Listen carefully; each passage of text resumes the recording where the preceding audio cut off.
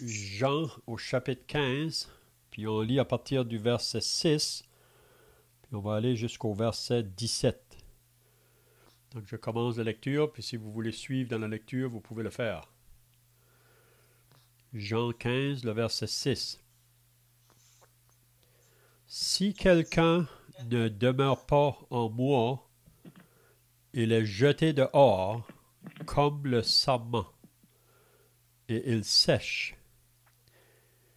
Puis on ramasse les sarments, on les jette au feu, et ils brûlent. Si vous demeurez en moi, et que mes paroles demeurent en vous, demandez ce que vous voudrez, et cela vous sera accordé. Si vous portez beaucoup de fruits, c'est ainsi que mon Père sera glorifié et que vous serez mes disciples. Comme le Père m'a aimé, je vous ai aussi aimé. Demeurez dans mon amour. Si vous gardez mes commandements, vous demeurez dans mon amour, de même que j'ai gardé des commandements de mon Père et que je demeure dans son amour. Je vous ai dit, voilà.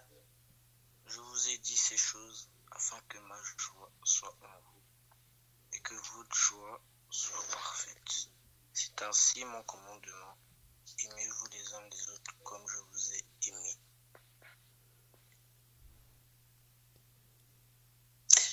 The greatest love a person can have for his friend is to give his life for them. And you are my friend if you do what I command you. I do not call you servant any longer, because servant does not know what their master is doing. Instead, I call you friend, because I have told you everything I have heard. I have heard from my Father.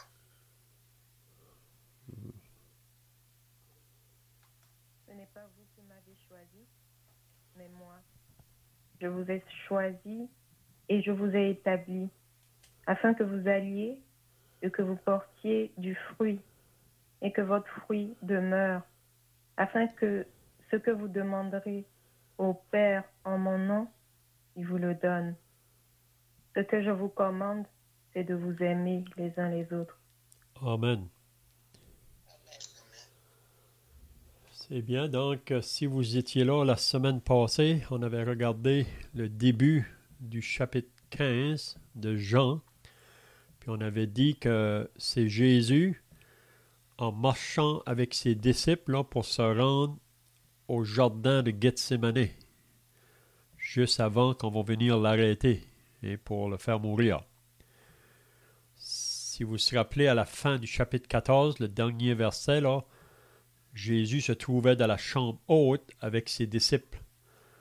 Puis Jésus les avait consolés parce que il avait dit à ses disciples qu'il devait les quitter, qu'il devait retourner de nouveau vers son Père. Mais les disciples avaient de la difficulté à comprendre que Jésus allait les quitter. Mais il les a fait comprendre que si je ne m'en vais pas, je ne pourrai pas vous envoyer un autre qui va venir après moi, c'est-à-dire un autre consolateur comme lui. Puis il parlait vraiment du Saint-Esprit qui allait venir dans ce monde après que lui serait parti. Donc Jésus a dit beaucoup de choses à ses disciples concernant son départ, mais il y a des choses qui leur échappaient, qu'ils ne pouvaient pas vraiment comprendre. Surtout l'idée que Jésus disait qu'il allait mourir. Les disciples avaient de la difficulté à comprendre cela. Parce que pour eux, Jésus, c'est le Messie qui venait, puis c'est lui qui va établir son royaume.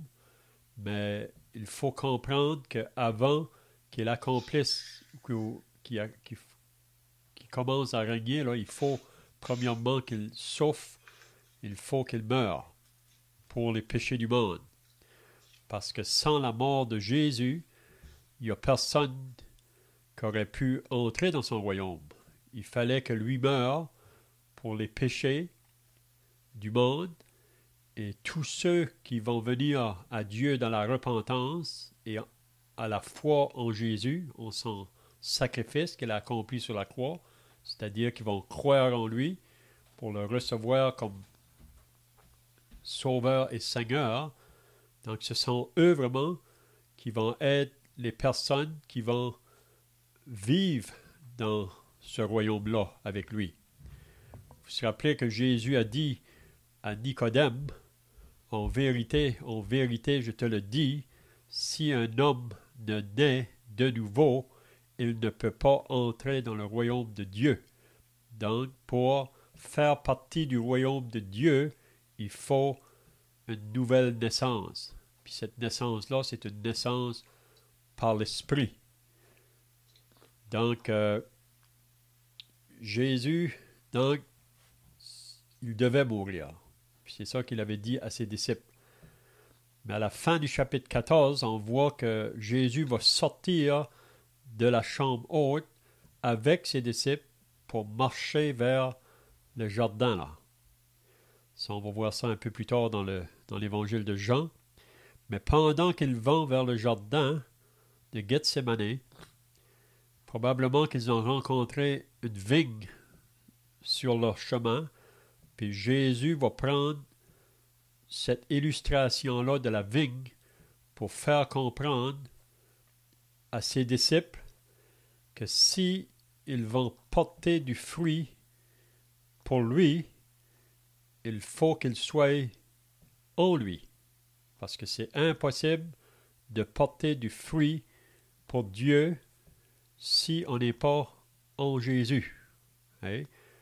Parce que avant d'être en Jésus, toute personne, parce qu'on est né avec la nature du péché, on est vraiment dans une nature pécheresse.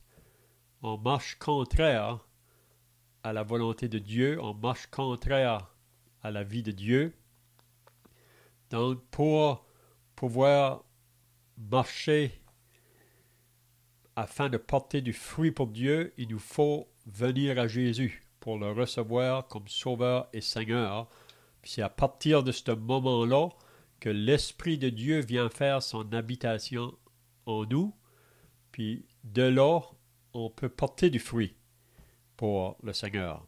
Mais à moins d'être né de nouveau, on ne peut pas porter du fruit pour Dieu. Donc dans Jean 15, c'est ça que Jésus va faire comprendre à ses disciples.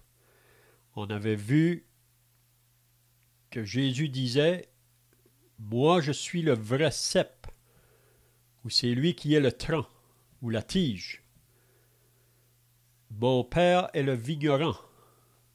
Donc, ça veut dire que c'est Dieu qui travaille avec les sarments, avec ceux qui appartiennent à Jésus pour qu'ils puissent porter du fruit. Hein? Donc, on avait lu au verset 2, Jésus disait « Tout sarment qui est en moi et qui ne porte pas de fruit, il le retranche. » Donc, toute personne qui est en Jésus, si on est réellement né de Dieu, on va porter du fruit. Puis ici, il dit, s'il ne porte pas, il le retranche. Puis on avait dit la semaine passée qu'il y a vraiment deux pensées ici, là. C'est que le sarment qui est trop bas, là, au bas du tronc, il est trop proche à la terre, souvent, il ne porte pas de fruits. Puis pour qu'il porte du fruit, il faut que le vigneron vienne, puis qu'il le lève ou qu'il le relève de terre pour qu'il soit exposé au soleil, puis pour qu'il puisse porter du fruit. Hein? Donc, parce qu'un sarment qui est attaché au Seigneur ou qui est en Christ, il faut qu'il porte du fruit. Puis on avait dit aussi que c'est possible que si quelqu'un est réellement né de Dieu et qu'il ne porte pas du fruit, c'est possible que Dieu puisse le ôter de la terre. Pourquoi? Parce qu'il occupe la terre inutilement. Vous savez, un vrai croyant sur la terre, Dieu veut qu'il porte du fruit pour lui. Mais s'il ne porte pas, donc c'est possible qu'il peut ôter sa vie. Donc c'est ça qu'on avait vu. Puis ensuite, le Seigneur mettait l'importance là que si on est en lui, donc il faut demeurer en lui, il faut être occupé avec lui, il faut vraiment connaître à propos de lui, à propos de ses paroles, parce que plus qu'on est attaché à lui, plus qu'on se nourrit de lui, plus qu'on va lui ressembler vraiment. Puis si on regarde la vie de Jésus sur la terre, toute sa vie, la parole de Dieu nous dit qu'il faisait toujours ce qui était agréable au Père. Donc il faisait toujours ce qui est agréable au Père. Donc Jésus n'a jamais fait quelque chose qui a déshonoré le Père. Et tout ce qu'il faisait, puis Dieu prenait plaisir dans ce qu'il faisait. On peut dire qu'il portait du fruit pour son Dieu, son Père. Mais nous qui sommes attachés à lui, au Seigneur Jésus, on va aussi porter du fruit. Puis on remarque là, dans le passage qu'il commence par porter du fruit. Ensuite, il dit porte beaucoup de fruits, puis plus de fruits. Donc, ça veut dire qu'on n'arrive jamais à un temps là, où on ne peut plus en porter. Et on peut toujours porter du fruit pour le Seigneur. Donc, si quelqu'un est en Christ, il est une nouvelle créature. Les choses anciennes sont passées, toutes choses sont devenues nouvelles, et tout cela vient de Dieu. Donc, toute personne qui est née de nouveau, il a commencé une vie nouvelle en Christ. Puis, par le Saint-Esprit qui habite en lui, il va commencer à avoir des nouveaux désirs, des désirs pour les choses du ciel, pour connaître qu'est-ce que Dieu veut pour lui. Hein? Il veut être agréable à Dieu, il veut faire les choses qui plaisent à Dieu. Donc, c'est par la lecture de la parole qu'il va apprendre à connaître ce que Dieu veut pour sa vie. Mais là, le verset 6, il dit ici, « Si quelqu'un ne demeure pas en moi, il est jeté dehors, comme le sarment, et il sèche. Puis on ramasse les sarments, on les jette au feu, et ils brûlent. » Donc, qu'est-ce que Jésus veut nous dire ici, quand il dit « Si quelqu'un ne demeure pas en moi, il est jeté dehors » ? Est-ce que quelqu'un a des pensées ici? Donc, la chose qu'on peut dire, quand Jésus dit « si quelqu'un » ou n'importe qui vraiment, qui peut-être qui professe d'appartenir à Jésus ou qui dit d'être croyant, mais qui ne reste pas attaché au Seigneur. Donc, qu'est-ce que Jésus veut nous faire comprendre? Que cette personne-là n'est pas vraiment réelle ou elle n'est pas née de nouveau. Et parce que c'est seulement ceux qui sont réellement nés de nouveau qu'ils vont, on peut dire, demeurer en lui et qu'ils vont porter du fruit. Hein? Puis on a des exemples dans la parole de Dieu à propos de personnes. C'était pas des personnes qui se disaient athées. Vous savez, on vit dans un monde aujourd'hui où il y a des gens qui se disent athées, en voulant dire qu'eux, ils ne croient pas qu'il y a un Dieu. Hein?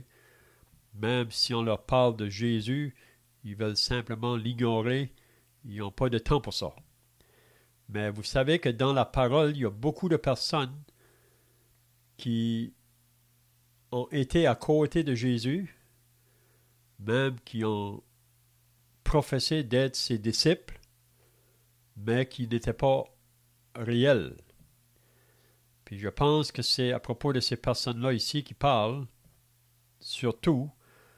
Puis un des exemples que nous pouvons prendre, c'est l'exemple de Judas.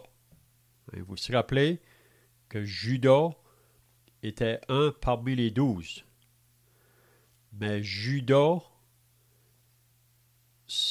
la parole l'avait prédit en avance ou prophétisé en avance, si on lirait dans Jean au chapitre 17, que Judas allait être un homme parmi les 12 qui allait trahir Jésus, qui allait le trahir.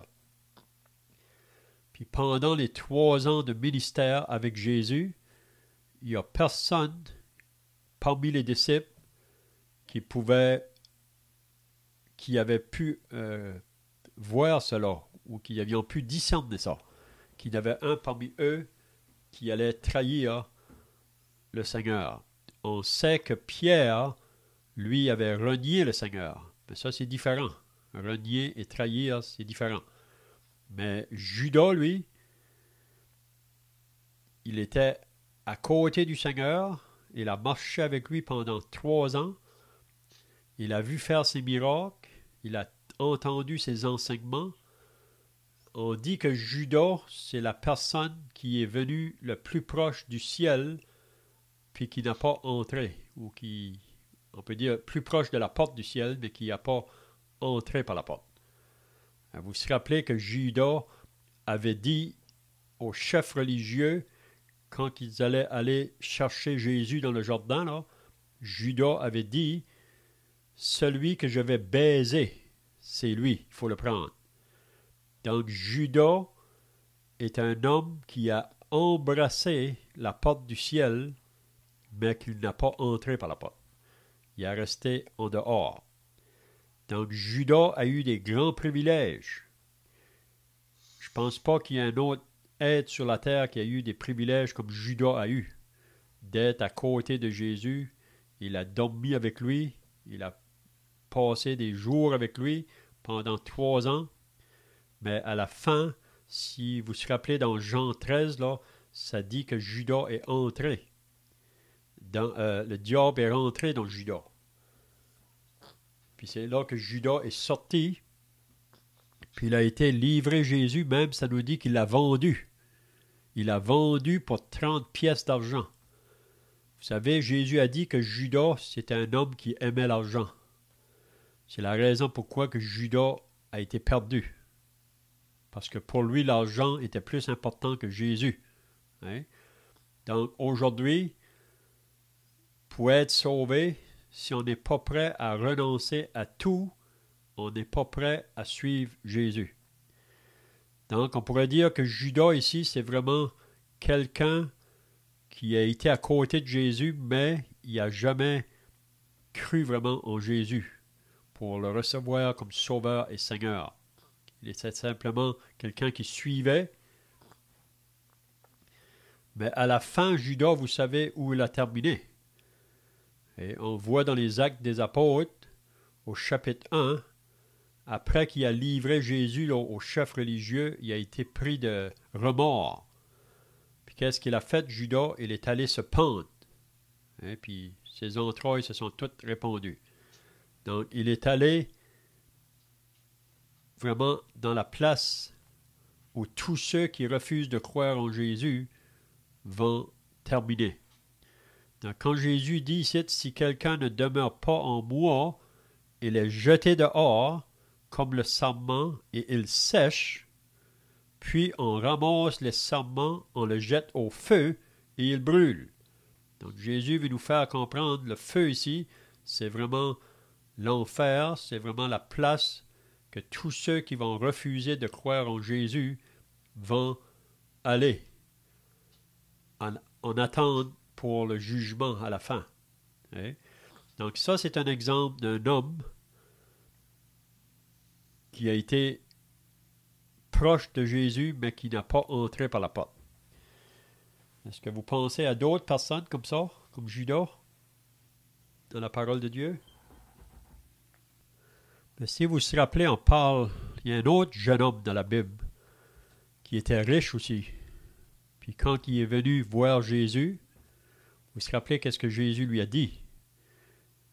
Jésus lui a dit, va, vends tout ce que tu as, donne-le aux pauvres et viens et suis-moi. Puis ça dit que ce jeune homme-là est parti, tout triste. Donc, ses richesses a été un obstacle pour lui pour suivre le Seigneur Jésus. On va lire un autre passage, si vous voulez, dans la première épître de Jean, pour nous parler de d'autres personnes qui ont été en contact avec Jésus, même qu'ils ont professé de lui appartenir, même qu'ils ont été associés dans l'Église au début, dans les assemblées locales, mais que ces personnes-là vont être brûlées à la fin. On lit dans 1 Jean au chapitre 2. Si quelqu'un veut le lire, là, 1 Jean chapitre 2, on va lire du verset 18 jusqu'au verset 20. Est-ce que quelqu'un veut lire ça? 1 Jean 2, verset 18 jusqu'au verset 20. Petits enfants, c'est la dernière heure. Et comme vous avez appris qu'un antéchrist vient, il y a maintenant plusieurs antéchrists. Par là, nous connaissons que c'est la dernière heure. Ils sont sortis du milieu de nous, mais ils n'étaient pas des nôtres. Car s'ils eussent été des nôtres, ils seraient demeurés avec nous. Mais cela est arrivé afin qu'il fût manifeste que tous ne sont pas des nôtres. Pour vous, vous avez reçu l'onction de la part de celui qui est saint, et vous avez tous de la connaissance. Amen. Donc ici, c'est Jean qui écrit sa première épître, là. On sait que c'est lui qui a écrit l'évangile de Jean, mais ici, il écrit sa première épître, il a écrit une deuxième épître, il a écrit une troisième, puis c'est lui aussi qui a écrit l'Apocalypse. Mais Jean, ici, dans sa première épître, qu'est-ce que Jean veut faire quand il a écrit cette première épître? Il veut mettre la distinction entre ceux qui appartiennent à la lumière et ceux qui n'appartiennent pas à la lumière. Puis qu'est-ce que Jean veut nous faire comprendre? Que si nous disons que nous sommes dans la lumière, donc on devrait marcher comme des enfants de lumière. Puis c'est une marche vraiment qui va caractériser là, le fruit de l'esprit. Hein? Donc, Jean veut faire la différence entre ceux qui sont dans la lumière et ceux qui sont dans les ténèbres. Donc, si vous dites vous êtes dans la lumière, vous avez cru en Jésus, vous êtes un enfant de Dieu, donc vous allez marcher de cette manière ici. C'est ça que Jean veut nous dire. Mais si vous dites d'être dans la lumière, mais vous continuez toujours à marcher dans le chemin du péché, donc Jean veut faire comprendre que vous êtes toujours dans les ténèbres. Hein? Mais ici, il parle de personnes qui se trouvaient même parmi les apôtres au début, là, parmi les chrétiens. Puis qu'est-ce qu'il nous dit ici? Il dit, petits enfants, c'est la dernière heure. Et comme vous avez appris qu'un antichrist vient, vous savez que l'antichrist va bientôt venir dans ce monde. L'antichrist, c'est celui qui est contre Christ. On sait qu'il y en a d'autres antichrists qui se sont déjà élevés, mais pas comme celui-ci. Donc il dit, il y a maintenant plusieurs antichrists, par là nous connaissons que c'est la dernière heure. Donc des antichrists, c'est des gens qui travaillent contre Christ. Hein? Donc il y en a plusieurs même aujourd'hui, encore même qui peuvent professer même le nom de Christ, mais dans le fond, ils travaillent contre Christ. Donc, qu'est-ce qu'il dit au verset 19? D'où ils sont sortis, ces personnes-là? Ce n'est pas des personnes qui ne connaissaient pas la parole de Dieu. Ce n'est pas des personnes qui ne connaissaient pas concernant le Seigneur Jésus. Même probablement qu'ils ont professé de croire en lui. Ils ont professé de lui appartenir. Mais Jean nous dit, ils sont sortis du milieu de nous, mais ils n'étaient pas des nôtres. Donc ces personnes-là étaient au milieu des apôtres, mais il dit ils sont sortis. Puis la raison qu'ils sont sortis, c'est parce qu'ils n'étaient pas réels. Ils n'étaient pas des nôtres. Car s'ils eussent été des nôtres, ils seraient demeurés avec nous. Mais cela est arrivé afin qu'il fût manifeste que tous ne sont pas des nôtres. Vous vous rappelez que Jésus a dit un peu la même chose. Si vous lisez dans Matthieu au chapitre 7, au verset 21, Jésus dit « Ceux qui me disent « Seigneur, Seigneur », n'entreront pas tous dans le royaume des cieux, mais celui-là seul qui fait la volonté de mon Père qui est dans les cieux. » Jésus dit « Plusieurs en ce jour-là, au jour du jugement, plusieurs me diront « Seigneur, nous avons prophétisé en ton nom, on a chassé des démons en ton nom, on a fait des miracles en ton nom. » Mais Jésus va leur dire « Je ne vous ai jamais connu. Retirez-vous de moi, vous qui commettez le mal ou l'iniquité. » Donc, c'est des personnes que sur leurs lèvres, ils ont le Seigneur, mais dans leurs mains, ils ont la vie du péché. Leur vie n'a jamais été transformée. Hein? Donc, ici, il parle de ces personnes ici, puis on pourrait dire, ça, c'est des serments qui n'ont pas demeuré avec Jésus. Ils sont sortis. Donc, ces personnes-là, un jour, ils seront jetés aussi dans les temps de feu, l'enfer, pour ensuite être jetés dans les temps de feu. Donc, en contraste avec ces gens-là, au verset 20, Jean parle aux vrais croyants. Ici, il dit, mais pour vous, vous avez reçu l'onction. Donc, ça veut dire, vous avez reçu le Saint-Esprit. Vous, vous êtes les vrais, vous êtes réels. Donc, vous pouvez porter du fruit pour Dieu, mais les autres ne peuvent pas parce qu'ils n'ont pas l'Esprit de Dieu. Pour vous, vous avez reçu l'onction de la part de celui qui est saint, et vous avez tous de la connaissance. Puis même là, on voit que Jean va mettre les croyants en garde quand ces personnes-là, qui étaient au milieu d'eux, mais qui sont sortis, puis eux, maintenant, ils causent des difficultés à ceux qui sont vrais. Hein? Ils veulent essayer de les détourner aussi de leur marche pour Dieu. Donc, le point que je vais apporter ici, des personnes qui ont été au milieu des chrétiens au début de l'Église, mais qui n'étaient pas réels. Donc, ces personnes-là, un jour, sont comme le sarment qui sèche, puis va être jeté dans le feu.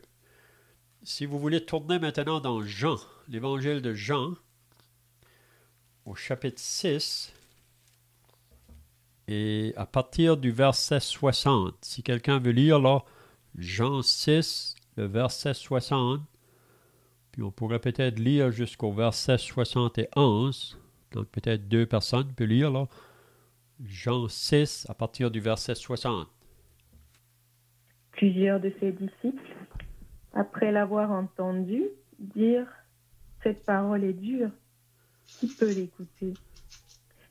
Jésus, sachant en lui-même que ses disciples murmuraient à ce sujet, leur dit « Cela vous scandalise-t-il? Et si vous voyez le Fils de l'homme monter où il était auparavant? C'est l'esprit qui vivifie, la chair ne sert de rien. Les paroles que je vous ai dites sont esprit et vie. Mais il en est parmi vous quelques-uns qui ne croient point. » Car Jésus savait dès le commencement qui étaient ceux qui ne croyaient point et qui était celui qui le livrerait. Et il ajouta, « C'est pourquoi je vous ai dit que nul ne peut venir à moi si cela ne lui a été donné par le Père. » Dès ce moment, plusieurs de ses disciples se retirèrent et ils n'allaient plus avec lui. Jésus donc dit aux 12, « Et vous, ne voulez-vous pas aussi vous en aller? » Simon-Pierre lui répondit, « Seigneur, à qui irions-nous? Tu as les paroles de la vie éternelle. Et nous avons cru et nous avons connu que tu es le Christ, le Saint de Dieu. » Jésus leur répondit, « N'est-ce pas moi qui vous ai choisis, vous les 12? Et l'un de vous est un démon. » Il parlait de Judas Iscariote, fils de Simon, car c'était lui qui devait le livrer, lui, l'un des 12. Amen. Donc ici, on voit encore un autre événement. Plusieurs de personnes qui se disaient disciples, ils suivaient Jésus, et quand Jésus enseignait, ils étaient là pour l'écouter. Mais, à un moment donné, Jésus a dit des paroles, puis ces personnes-là ne pouvaient plus le supporter. Puis Jésus les a fait comprendre que les paroles qu'il était en train de leur dire, c'était des paroles esprit et vie. Donc, c'était des paroles qu'on pouvait seulement comprendre dans le sens spirituel. Mais ces personnes-là, qui se disaient ses disciples, qui le suivaient, ils ne pouvaient pas accepter ces paroles que Jésus disait. Puis on sait que les paroles que Jésus leur disait, c'était concernant de manger sa chair et de boire son sang. Mais ça, c'est un langage spirituel, c'est pas un langage physique ou littéral. Donc pour eux autres, Jésus voulait dire qu'il fallait le manger littéralement. Mais c'est pas ça que Jésus voulait dire. Pour un croyant, de manger sa chair et de boire son sang, c'est d'être occupé avec la personne du Seigneur Jésus. On se nourrit de lui, c'est-à-dire on se nourrit de sa vie qu'il a vécue sur la terre, sa vie pure, sa vie sainte, celui qui faisait la volonté de son Père, toujours.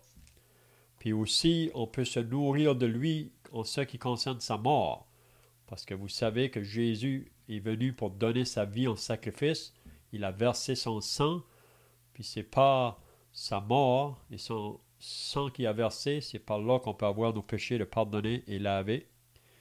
Mais ici, les disciples, ceux qui se disaient disciples, ils ne pouvaient pas accepter ces paroles. Puis ça nous dit que plusieurs, dès ce moment, au verset 66, plusieurs de ses disciples se retirèrent et ils n'allaient plus avec lui. Donc, ils n'étaient pas réels. Et même si vous lisez dans Matthieu 14, je pense à partir du verset 22, là, à un moment donné, Jésus s'est tourné vers la foule qui le suivait. Puis il leur a dit, « Si quelqu'un veut être mon disciple, il faut qu'il soit prêt à renoncer à tout. S'il n'est pas prêt à renoncer même avec ses parents, avec ses enfants, avec tout. Hein? On ne peut pas être un disciple de Jésus. C'est pas que Jésus nous dit qu'il ne faut pas aimer nos parents. Mais Jésus dit, celui qui aimera son père ou sa mère plus que moi n'est pas digne de moi. Ou celui qui aimera son fils ou sa fille plus que moi n'est pas digne de moi. Quand ça vient le temps de suivre Jésus, il faut qu'il n'y ait rien qui va nous empêcher. Parce que vous savez, il y a des parents qui ont empêché des enfants de venir à Jésus. Ou il y a des enfants qui peuvent arrêter les parents de venir à Jésus. Vous savez, nos amis, des collègues de travail, les étudiants autour de nous. Mais quand ça vient de répondre à accepter l'Évangile, là, il faut être prêt à renoncer à tout. Donc ici, on voit encore des personnes qui se disaient des disciples, mais ces gens-là, un jour, seront jetés aussi dans le feu éternel. Puis on voit que ces disciples, par la suite, Jésus les a demandé une question aux autres, aux 12. « Et vous ne voulez pas aussi vous en aller? » Hein? Qu'est-ce que Pierre a dit? Simon, Pierre lui répondit, « Seigneur, à qui irions-nous? Tu as les paroles de la vie éternelle. Et nous avons cru, et nous avons connu que tu es le Christ, le Saint de Dieu. » Donc, on voit ici que Pierre et les autres étaient réellement des réels disciples, excepté un, Judas, c'est ça qu'il nous dit par la suite. Jésus leur répondit, n'est-ce pas moi qui vous ai choisi, vous les 12, et l'un de vous est un démon. Donc, Judas allait être aussi parmi ceux ici là, qui s'avaient retiré de lui. Donc ça, on voit encore des personnes qui ont été à côté de Jésus, mais qui n'étaient pas réels. Puis il y a d'autres passages qu'on pourrait aller voir, mais le temps est déjà passé, mais je peux vous donner les passages. Si vous lisez dans Hébreux au chapitre 6, Hébreux au chapitre 10, on voit là des personnes aussi qui ont été une fois parmi le peuple de Dieu, mais ensuite ils se sont retirés. Puis la raison qu'ils se retirent, c'est parce qu'ils ne sont pas réels. Donc si quelqu'un ne demeure pas en moi, il est jeté dehors comme le sarment, et il sèche, puis on ramasse le sarment, on le jette au feu, et il brûle. Donc, le verset 7 maintenant, si vous demeurez en moi, donc ceux qui demeurent en lui, c'est vraiment ceux qui sont réels. C'est ceux vraiment qui sont passés de la mort à la vie, qui possèdent le Saint-Esprit. Donc, eux, qu'est-ce que Jésus leur dit? Si vous demeurez en moi et que mes paroles demeurent en vous, vous demandez ce que vous voudrez et cela vous sera accordé. Donc, chaque disciple, vrai disciple, qui va demander quelque chose au Seigneur, il va l'accorder. Dans le sens qu'il l'accorde parce que si le disciple demande des choses au Seigneur, par l'Esprit de Dieu, ça va être en accord avec la volonté de Dieu. Puis c'est pour ça que le Seigneur va accorder cette demande-là. Hein? Donc, si vous portez beaucoup de fruits, qu'est-ce qu'il dit? C'est ainsi que mon Père sera glorifié et que vous serez mes disciples. Donc, comment qu'on peut amener la gloire au Père? Jésus prend plaisir quand on porte du fruit pour lui. Beaucoup de fruits. On avait dit la semaine passée, le fruit vraiment que chaque disciple devrait porter, le fruit de l'esprit, on lit ça dans Galates au chapitre 5, c'est l'amour, la joie, la paix, la bienfaisance, la douceur, la foi. Hein, il y a 9 choses qui sortent de ce fruit-là. Puis ça devrait caractériser les enfants de Dieu. Puis aussi de porter du fruit, c'est de gagner des âmes à Christ. Et on est responsable, chacun de nous qui est sauvé, de communiquer le message afin que d'autres puissent venir à Jésus. Donc, comme le Père m'a aimé, je vous ai aussi aimé. Donc, on voit là une relation qui est très forte. Comme Dieu, le Père, a aimé le Fils, il dit, moi aussi je vous ai aimé. Demeurez dans mon amour. Donc, quand on est attaché à Christ, quand on manifeste que nous l'aimons, vous savez, c'est pas naturel ça. Avant d'être sauvé, on ne l'aimait pas. Mais c'est après qu'on est sauvé, c'est que l'Esprit de Dieu vient faire son habitation en nous, puis nous donne des désirs envers le Seigneur. Puis c'est pas difficile, on pourrait dire, ou que c'est pas... quand on aime quelqu'un, c'est pas difficile à faire des choses. Hein? Donc au verset 10, « Si vous gardez mes commandements, vous demeurerez dans mon amour, de même que j'ai gardé les commandements de mon Père et que je demeure dans son amour. » Donc, de dire qu'on demeure en lui ou qu'on l'aime, c'est qu'on va obéir ses commandements. C'est ça la preuve vraiment de quelqu'un qui dit qu'il aime le Seigneur, il va vouloir obéir ses commandements. Donc on finit avec le verset 11. « Je vous ai dit ces choses afin que ma joie soit en vous et que votre joie soit parfaite. » Donc la vraie joie vraiment, c'est d'obéir le Seigneur. C'est vouloir faire les choses qu'il nous demande de faire. C'est ça la vraie joie. Vous savez, le monde cherche une joie aujourd'hui, mais il ne le cherche pas dans Dieu. Il le cherche dans les choses que le monde veut lui offrir. Mais la vraie joie, vraiment, c'est la voie que nous avons du Seigneur Jésus. En étant en étant attaché à lui.